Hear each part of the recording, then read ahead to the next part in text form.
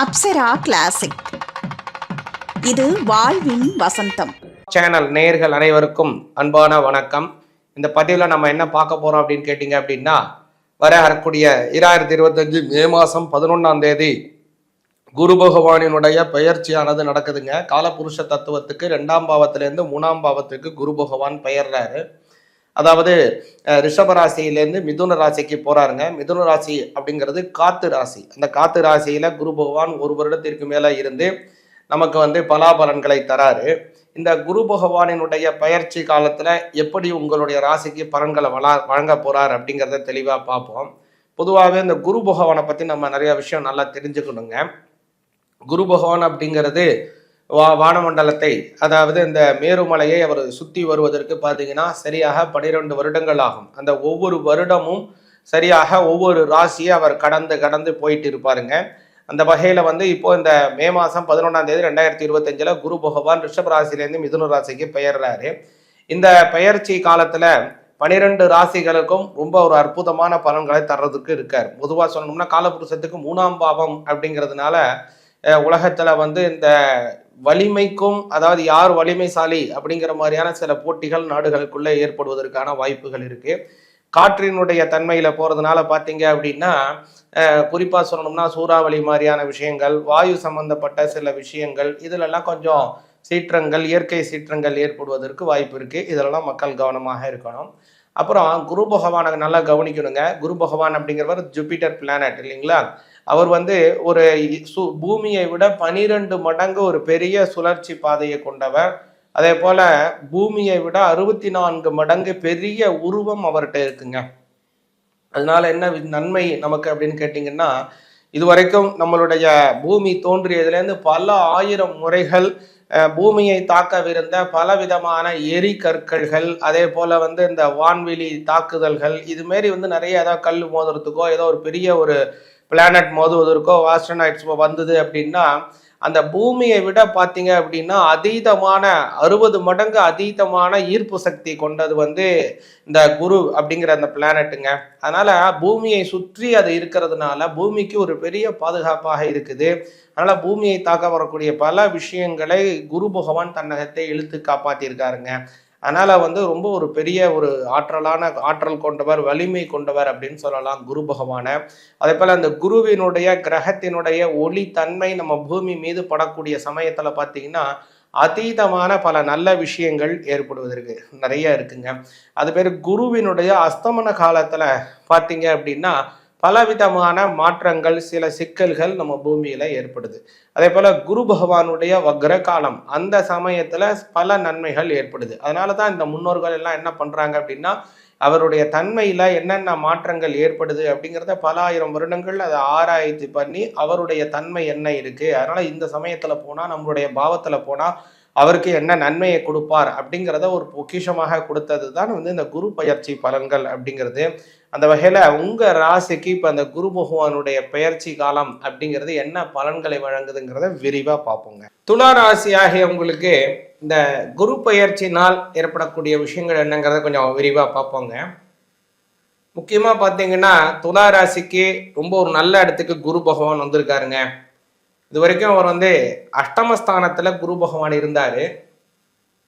அஷ்டமஸ்தானம் அப்படிங்கிறது கொஞ்சம் கஷ்டத்தை தரக்கூடிய ஸ்தானம்.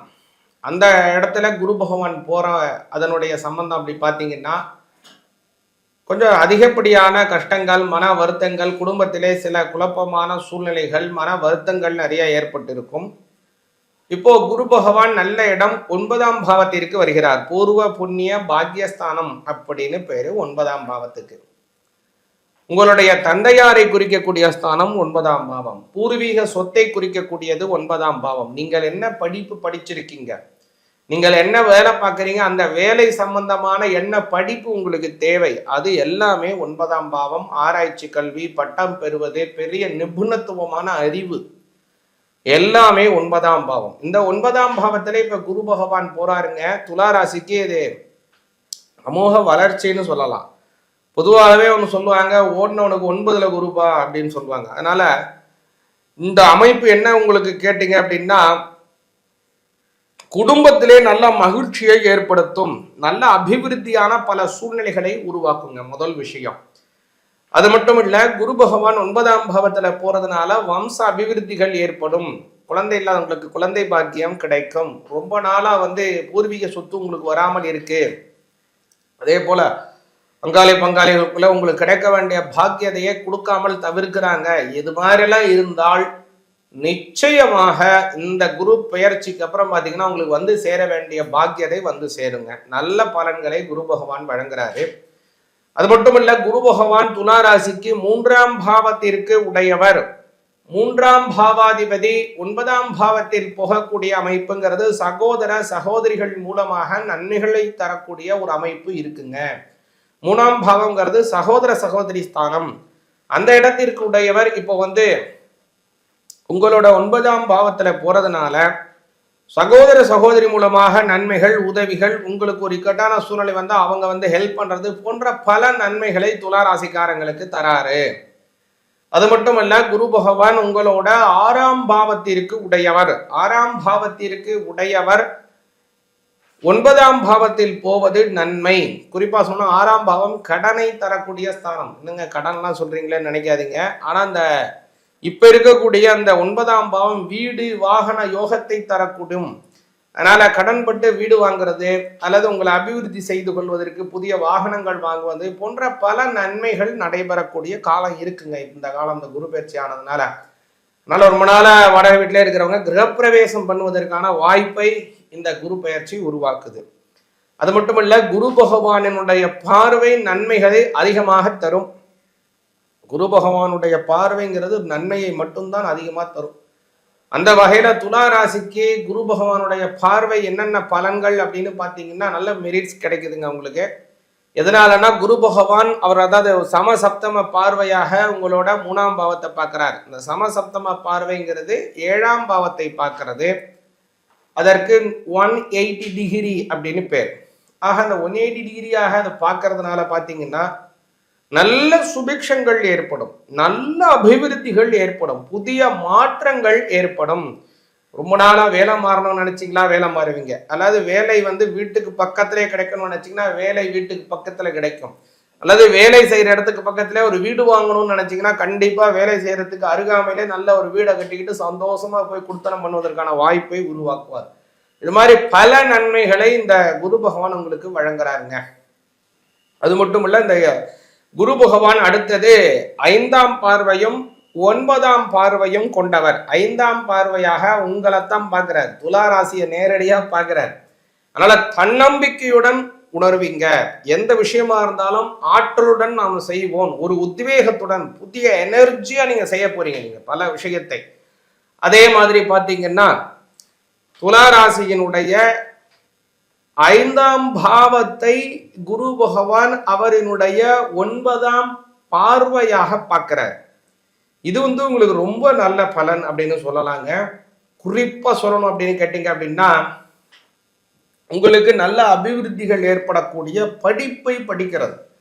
நீங்க ஒரு வேலை பார்த்துட்டு இருக்கீங்க, அந்த வேலையில இன்னொரு படிப்பு படிச்சா உங்களுக்கு சம்பள உயர்வு ஏற்படும். அல்லது இந்த வேலையை கூட விட்டுட்டு நம்ம இன்னொரு வேலையை, நல்ல வேலை கை நிறைய சம்பாதிக்கக்கூடிய ஒரு வேலையை தேடிக்கொள்ளலாம் அப்படிலாம் நினைக்கிறீங்க.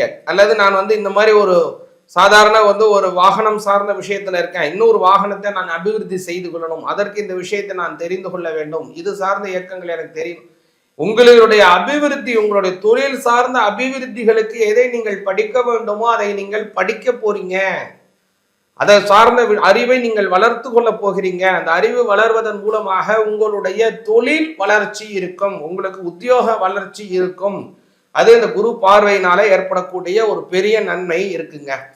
அது போல இந்த குருவினுடைய பார்வை துலா ராசிக்காரங்களுக்கு பல நன்மைகளை ஏற்படுத்துது.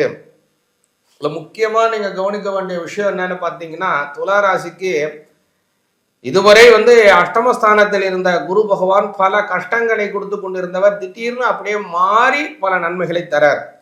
இப்போ குரு பகவான் நன்மையை தரார் ஒன்று அப்படிங்கிறது ஒண்ணுன்னா, கஷ்டம் குறைவதுங்கிறது ஒரு இன்னொரு பெரிய பிளஸ். அதனால 2 விதமான பிளஸ் உங்களுக்கு இப்போ துலா ராசிக்காரங்களுக்கு இந்த குரு பகவானுடைய மாற்றத்தினால் ஏற்படுது. இந்த காலத்துல நீங்க முக்கியமாக கவனிச்சு பார்த்தீங்க அப்படின்னா, நீங்கள் செய்ய வேண்டிய விஷயம் என்னன்னா, பெண் தெய்வ வழிபாடை செய்யணும். அதாவது மகாலட்சுமி வழிபாடு செய்யணும். பௌர்ணமி தினத்திலே பெண் தெய்வம், மாரியம்மன், காளியம்மன், இது மாதிரி இருக்கக்கூடிய பெண் தெய்வங்களை வழிபாடு செய்வது அல்லது மகாலட்சுமியை வழிபாடு செய்வது ரொம்ப சிறப்பாக உள்ளது. பௌர்ணமி தினத்துல வழிபாடு பண்ணுங்க. அந்த குரு பயிற்சினால் பல நன்மைகள் துளாராசிக்காரங்களுக்கு கிடைக்கணும் அப்படின்னு எல்லாம் வல்ல எம்பெருமான் அனுகிரகம் பண்ணட்டும். சிவாய நமः. இந்த குரு பயிற்சியினுடைய பலன்கள் உங்களுக்கும் உங்க குடும்பத்தாருக்கும் நல்ல சுபிக்ஷத்தை ஏற்படுத்தட்டும், நல்ல அபிவிருத்திகள் ஏற்படணும், செய்தொழிலே நல்ல சிறப்புகள் ஏற்படணும், குடும்பத்திலே தன லாபங்கள் ஏற்படணும். அதே போல குரு பகவானுடைய பரிபூர்ணமான பார்வை நல்ல சுபிக்ஷத்தை ஏற்படுத்தணும் அப்படின்னு எல்லாம் வல்ல எம்பெருமான பிரார்த்தனை பண்ணிக்கிறேங்க. அப்சரா கிளாசிக் சேனலை லைக் செய்து உங்கள் நண்பர்களுக்கும் ஷேர் செய்வதுடன் சப்ஸ்கிரைப் செய்து ஆதரவு தாருங்கள்.